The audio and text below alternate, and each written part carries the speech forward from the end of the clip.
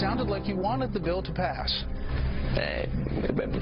Of course I wanted the bill to pass, my amendment to pass. What my amendment did is take citizenship off the table, but it doesn't mean it doesn't mean that I supported the other aspects of the bill.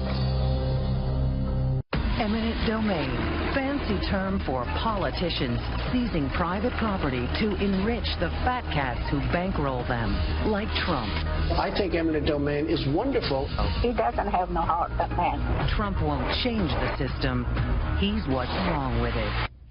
Okay, 2 ads out today. One Trump attacking Ted Cruz, one Cruz attacking Donald Trump. This as we have some new national polls from Fox News just out at the top of the hour, and you have Donald Trump with a comfortable lead over the rest of the field, Ted Cruz in second, and Rubio far in third, and eventually you're going to actually see this poll. It's Fox poll number 1. There you see the rest of the field, Carson, Bush, and Kasich. And then Republicans refusing to support against a Democrat these candidates, and there you see Trump leading 15%, Bush at 10%, Christie at 8%.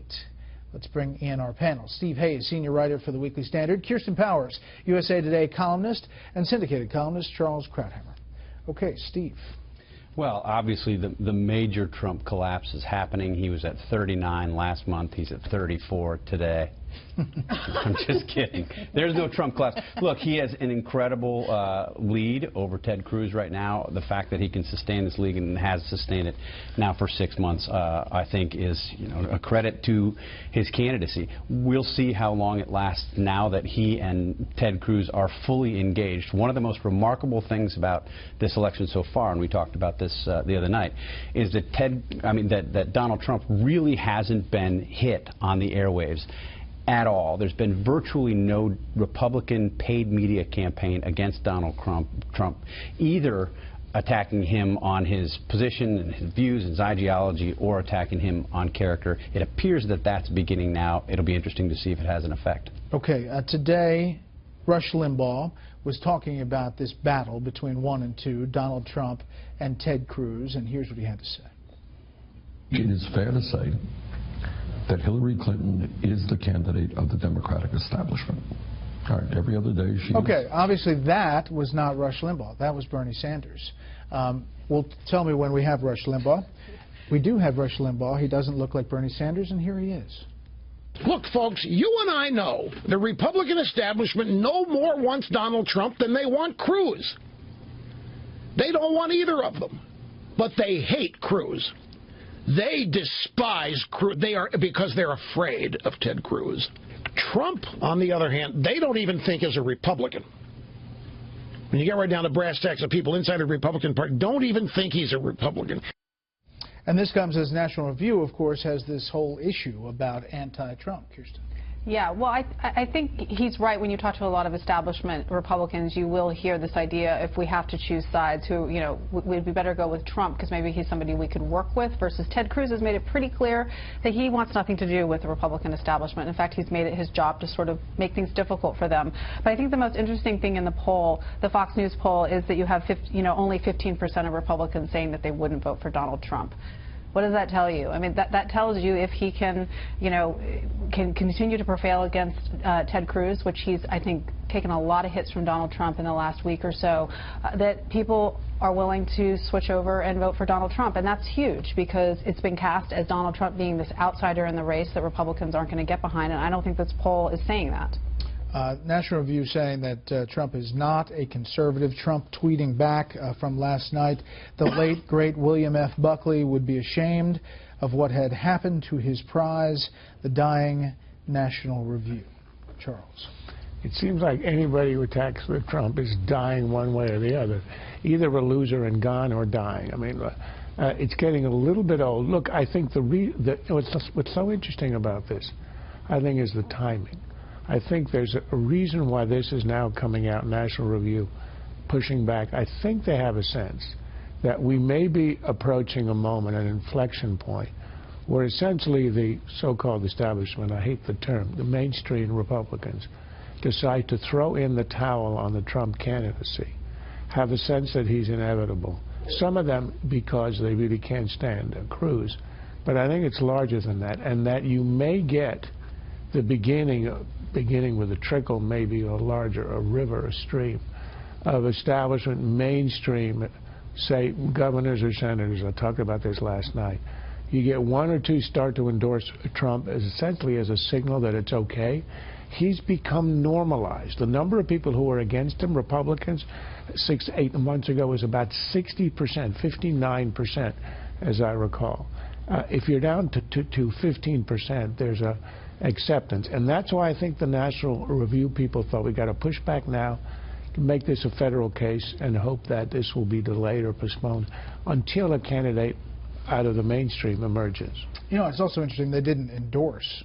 They did this whole piece about anti-Trump, but they didn't endorse one other candidate. Right. No, they didn't endorse, and maybe they will, but they were very clear with these 22 authors, by the way, very few of whom could possibly be considered Republican or conservative establishment. I mean, you're talking about Eric Erickson and Brent Bozell and Glenn Beck. Many others, Thomas Sowell, Glenn Beck. I mean, these are not Republican establishment types, so if that's Trump's pushback, he's wrong.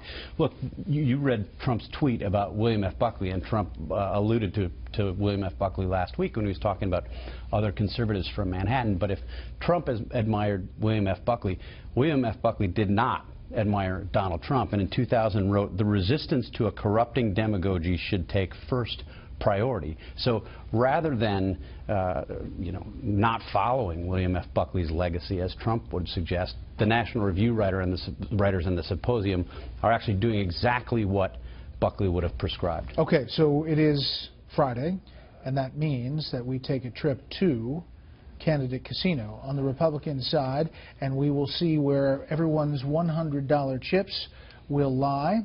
The Candidate Casino, sometimes it takes you a little bit longer to actually get to the casino, but we are making our way there, and the house is in. $100 in chips. Okay, Steve. So I really thought about upping my beer budget this week, but I kept it at $5 for a Door County Brewing Company pastoral beer, $30 each on Trump, Cruz, and Rubio. I think this is basically a three-man race. Chris Christie, I've got a hedge bet in on. Basically a three-man race. With this kind of volatility, I think anything could happen. Okay. Kirsten. Yeah, I have 40 on Trump, 25 on Cruz, 25 on Rubio, and 10 for wild card establishment if some sort of freak of nature happens and one of them can break through. I have sort of seen this more as a two-person race, but I think the more that I think about it, I'm more inclined to say what Steve's saying, that there's a chance here that Rubio could kind of break through with Cruz. I think Cruz is really getting battered by Trump, and so that there could be an opening there for him. A lot of people on Twitter, Lake Crazy 50 on Cruz, 35 on Trump. Similar breakdown, more on Cruz on Twitter. Dunbar Peel 50 on Cruz, 40 on Trump, 10 on Rubio. Okay, Charles?